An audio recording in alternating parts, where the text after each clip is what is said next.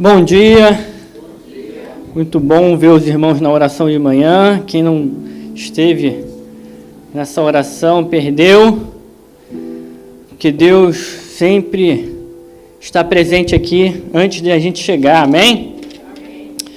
Dando continuidade à série de mensagem, quem não esteve quinta-feira aqui? Levanta a mão. Ih, perdeu a bênção. Quinta-feira fui muito abençoado, apesar de não ser a mensagem da série, teve um certo ponto que Deus tocou no meu coração, que acabou conectando a mensagem um pouco à palavra. Espero que você possa entender que tudo que Deus faz na nossa vida, Ele conecta os pontos, conecta o que vivemos, as nossas experiências. E eu quero que você entenda que, apesar dos temas serem independentes da série, ela tem uma conexão, que são as etapas que o inimigo tenta construir contra as nossas vidas. Da mesma forma, existem as etapas que Deus vai nos proporcionando a amadurecer e a crescer. Amém?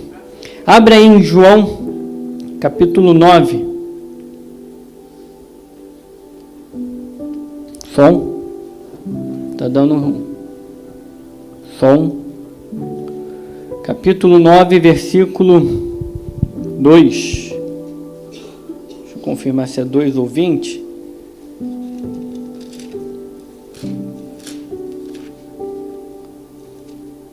Capítulo 2.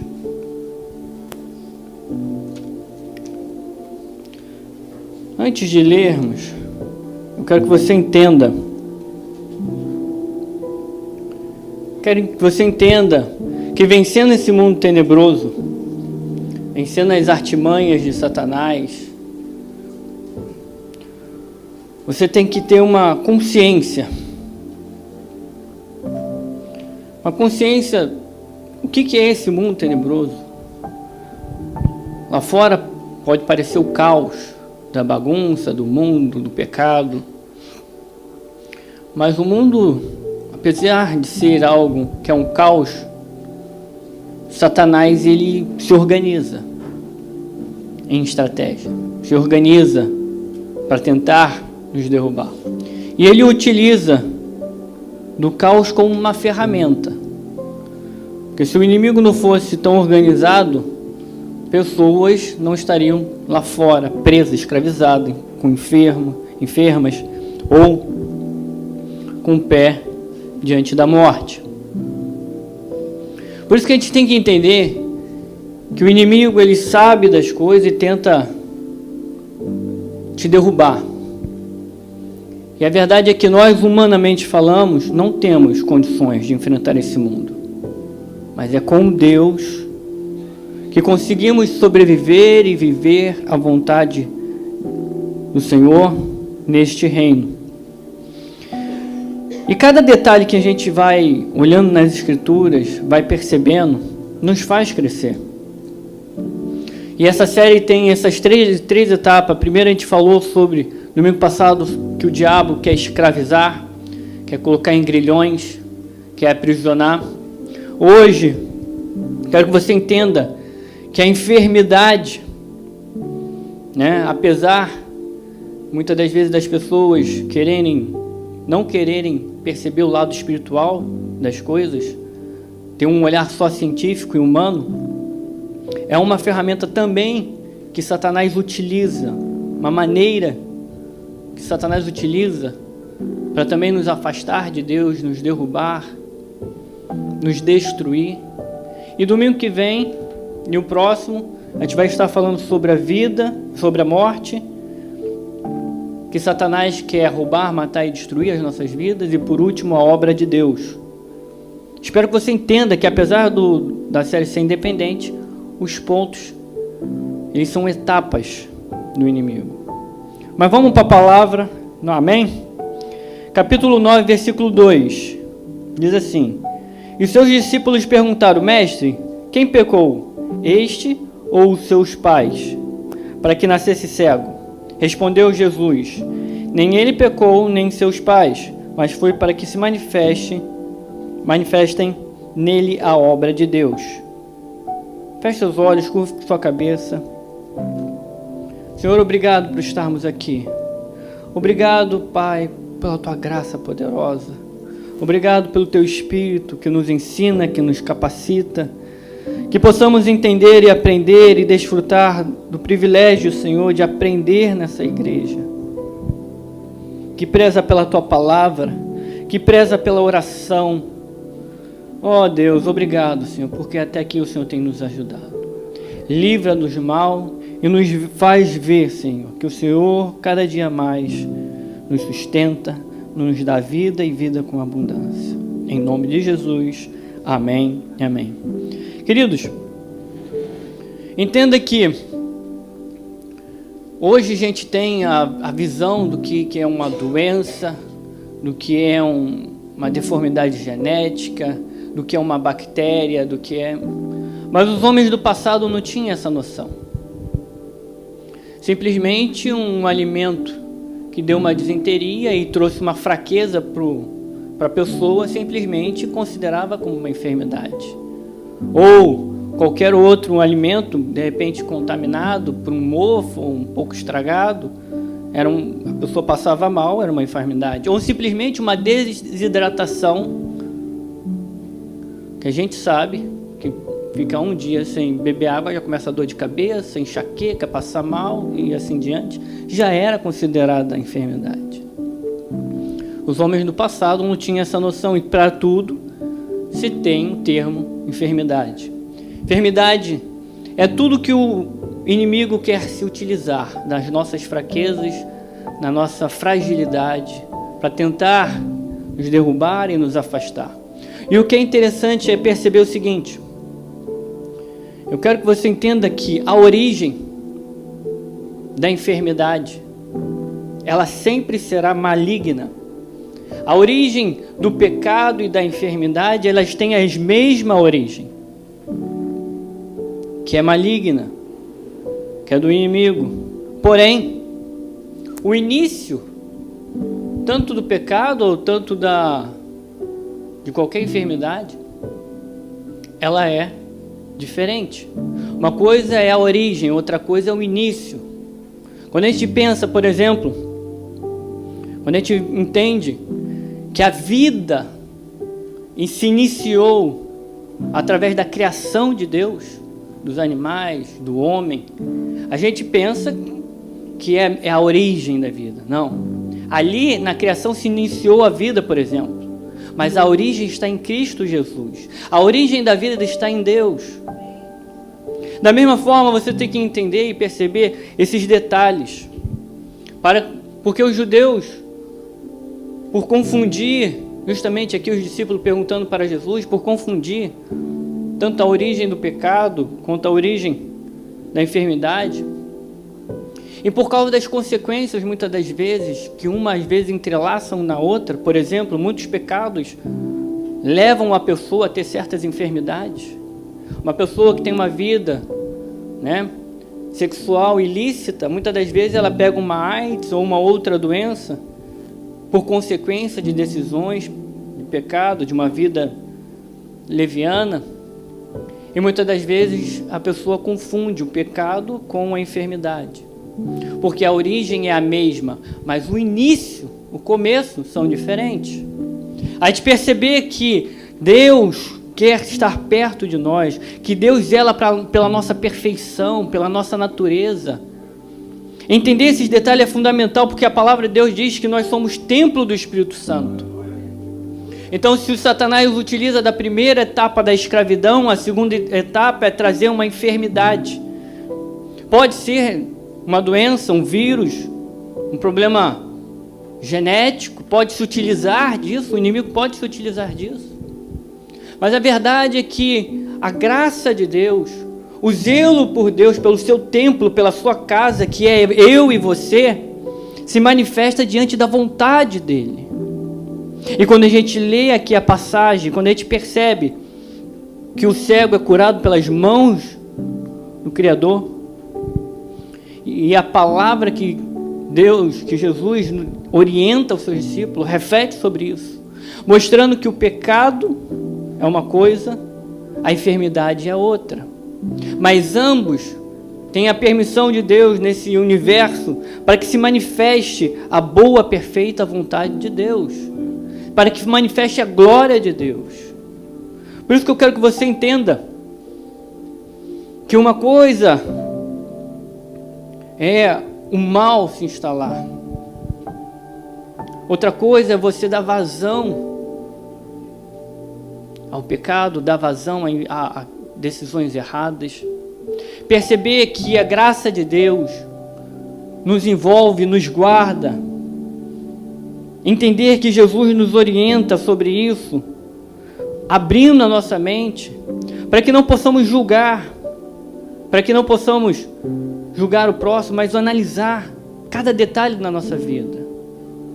Se a gente perceber todo tipo de enfermidade, ela tem o seu início, vamos colocar assim, sempre fisiológico, sempre ou psicológico, mas o início do pecado, por exemplo, se trata no mundo espiritual, sobre as suas decisões. Por isso que eu queria que você abrisse em Tiago,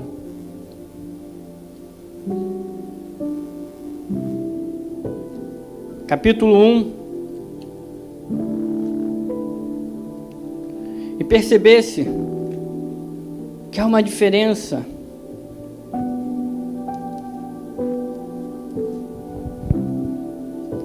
do que Jesus estava tratando com seus discípulos.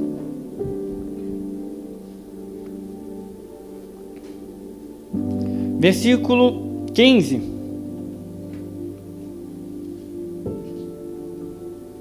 Vou ler do 14 em diante. Ao contrário, cada um é tentado pela sua própria cobiça, quando esta atrai e a seduz.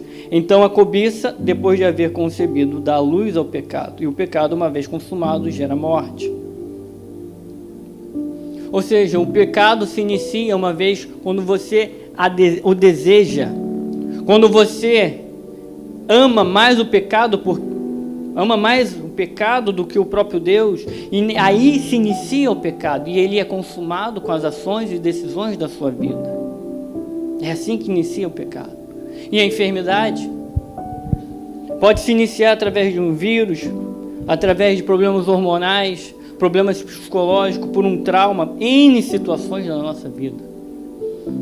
Mas o que você tem que entender é que o inimigo, ele se utiliza de todos esses dois mecanismos para bater a sua vida, para desmentir a obra de Deus, a palavra de Deus, que Ele zela pelas nossas vidas, para destruir a obra de Deus, porque Deus tem uma obra para cada um. Abrem também em Romanos. Hoje a gente vai bastante versículo. Crente que não lê a Bíblia, que fica perdido, um crente fraquinho. Romanos capítulo 5, versículo 20.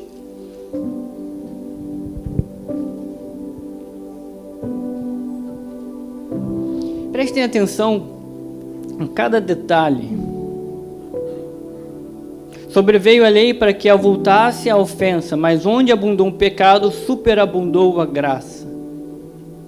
Porque Deus permite tantos males? Em outra passagem da NVI, até um pouco mais clara, a lei foi introduzida para que a transgressão fosse ressaltada. Entretanto, onde foi ressaltado o pecado, onde abundou o pecado, transbordou a graça de Deus. Na quinta-feira, no finalzinho da palavra de quinta-feira, eu achei muito interessante que Deus tocou no meu coração e mostrou que todos os males que a humanidade carrega ou passa, vamos colocar assim, Jesus também passou. Porque são males, muitas das vezes, decorrentes do pecado, da nossa fraqueza, das nossas limitações, e que passamos nessa vida com a presença de Deus superando tudo isso. Algumas questões de pecado, mas outras não necessariamente, simplesmente pelas nossas limitações ou fraquezas. Há um exemplo disso, né? Uma criança, quando nasce com um problema genético, que para o mundo, para a antiguidade, é mais uma enfermidade. A gente sabe que existem questões genéticas. E a grande pergunta é: por que Deus permite isso? Por que Deus permite tantos males que ocorram? Por que Deus permite que o mundo caia em uma escuridão de trevas deste mundo, desse mundo tenebroso? A verdade é que a liberdade que Deus nos dá acaba permitindo essas coisas. Mas o bom e o projeto de Deus é que Ele vai estar sempre ao nosso lado, superando esses males, superando essas dificuldades. E na quinta-feira, como estava mencionando, Jesus passou por isso. Jesus passou por essas 3 etapas. Ele foi um prisioneiro, mas servo do Altíssimo. Ele também passou por uma certa enfermidade, quando o chicotearam, quando cortaram sua pele, quando colocaram a coroa de espinho. E por fim, ele foi cometido sobre a morte. Mas graças à sua ressurreição, ele venceu os grilhões deste mundo. Ele venceu as enfermidades. A palavra em Isaías 53 fala que ele levou sobre si as nossas enfermidades. E por último, ele venceu a morte. E sua obra foi completa em nossas vidas. Deus tem a obra completa para o seu coração, para sua história. E enfermidade nenhuma, fraqueza nenhuma, debilidade nenhuma, limitação nenhuma vai impedir a obra de Deus para a sua vida. E entender que apesar de existir essas etapas, Deus nos faz vencer. Nos faz vencer e enxergar quão poderosa é a mão de Deus. Entenda, queridos, que a origem do pecado, a origem da enfermidade é uma coisa, o seu início é outra coisa. E a dependência, só que existe, tudo tem um propósito de Deus, tudo tem um projeto de Deus. E é interessante como Deus trabalha através da linguagem, dos sinais, da representação. Muitas das representações se tornam a realidade da nossa vida. E eu acho muito interessante que a cura sobre a enfermidade, além de ser uma realidade muitas das vezes na vida da humanidade, das pessoas, ela também é uma representação da salvação. É uma representação da salvação, porque quando você está enfermo e você é curado, você é salvo da morte, é salvo dos males. Da mesma forma que toda enfermidade, quando ela é curada, ela é uma transformação interna do nosso ser. É uma transformação no nosso interior. Da mesma forma, o amadurecimento, o crescimento, o arrependimento é uma transformação interna. É uma transformação do nosso coração. É uma transformação de quem somos. É uma transformação da retirada do império das trevas para o mundo da luz, para o reino do nosso querido Senhor Jesus Cristo. É através dele, por ele. E essa representação é muito forte, porque vem a culminar, muitas das vezes, em atos de fé. Muitas pessoas, existem muitos milagres por Jesus Cristo de cura na Bíblia, de cego, de leproso, etc. E muitas das vezes eu ficava me perguntando, poxa, mas milagres não cura, não leva ninguém à salvação. E por isso Jesus pregou muito sobre o arrependimento e o reino de Deus. Mas muitos desses casos de cura, né, das enfermidades, era a representação, muitas das vezes, da salvação daquela pessoa. Porque ia estimular a fé, ia estimular o caminho para entender as experiências com Deus. Mas isso não garante a salvação. Não garante a salvação porque é temporário. Todo milagre, ele é algo temporário. Porque todos nós um dia, por mesmo que seja curado, ou então até mesmo como Lázaro que foi ressuscitado, um dia veio a falecer. Mas a representação desse milagre na nossa vida, na nossa experiência de vida, proporciona entender o que é ser salvo. Proporciona entender o projeto da salvação para as nossas vidas. Ah, pastor, mas eu aceitei Jesus, eu sou salvo. Mas e aquela pessoa no seu ND? E o decorrer da sua caminhada? A salvação é contínua, é uma busca contínua. Perceber isso nos faz enxergar quão poderosa é a mão de Deus. Tem um vídeo que do centurião, quando o centurião se apresenta diante de Jesus e ele pede apenas uma palavra. Eu acho muito forte esse vídeo, não pelo fato apenas da cura, mas pelo ato de fé desse homem. E eu queria, esse vídeo até colocou estava até no Instagram do bispo, e ele é do seriado The Chosen. Quem assiste The Chosen? Oh, glória a Deus! Muito dos vídeos, é um seriado que eu estava conversando, agora eu não lembro com quem, eu estava falando, é um seriado que a gente já sabe a história, a gente já sabe o final, a gente já sabe o que acontece. Mas a graça não está em assistir por algo que você já sabe, mas de ver os detalhes da palavra de Deus, os milagres, e crer e refletir sobre ele. A cura, queridos. Esse vídeo não representa apenas a cura do servo do centurião. Ele representa a salvação. Representa a salvação porque ele creu em Jesus Cristo. Ele creu que é o Messias. Ele creu que tudo pode. Ele reconheceu mais do que os próprios judeus quem era Jesus, o Filho de Deus. E isso proporcionou a salvação. Proporcionou ao mesmo tempo a cura do seu servo. E a cura do seu servo foi a salvação da morte. Entendam o que isso significa. Toda cura pelas mãos do Senhor representa um pedacinho da salvação, porque Ele nos livra da morte.